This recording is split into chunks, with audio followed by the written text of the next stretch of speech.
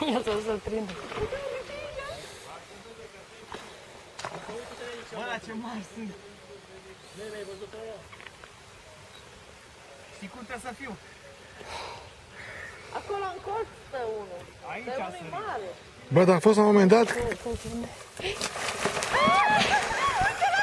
Mihai, iar! Iar! L-ai prins! L-ai prins! Dă-ți cămașa că te faci barbu.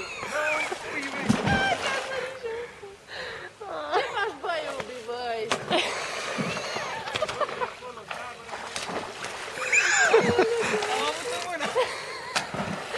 Băi, dar știi că tu ziceai să le soare peștele în... Băi, să-ți povestim noastră, cred. Să vii să... Să vii să-i telefonul. Pune sus pe iarbă. Pune pe iarbă, pe cioata aia pune. Uite, dă-ți bluza aia jos măcar. Bă, l-am avut în mână. Da, mă, Mihai, l-ai avut. Dar nu știu ce ai făcut. Mă oprește ca să nu mă bată. Uite! Bă, și sunt normal.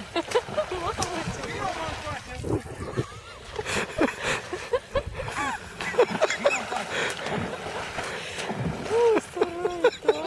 Zici că i-aruncă cineva așa afară.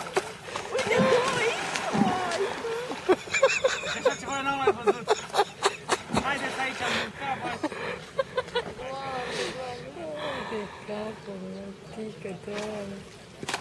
Băi, ce pensam, băi, frate? Acum nu l-a scos pe ăla. Fii atent, vezi că Da, îl țin da, mort? da. Mică, ne plimbă unul aici. Dar ce-au, mă, un nebunit? Hai, mă, mică, mă. Ăștia se joacă, mă.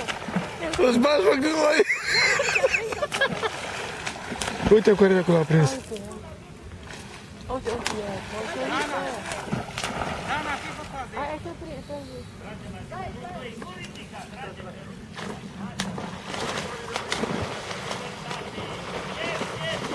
mamă, ce mare e!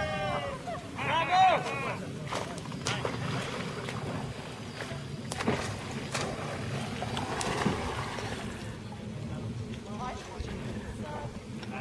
Lasă aia mare, nu trebuie mie aici. Rana, lasă aia, trebuie aici. Adică dă acolo, dă mai încoace.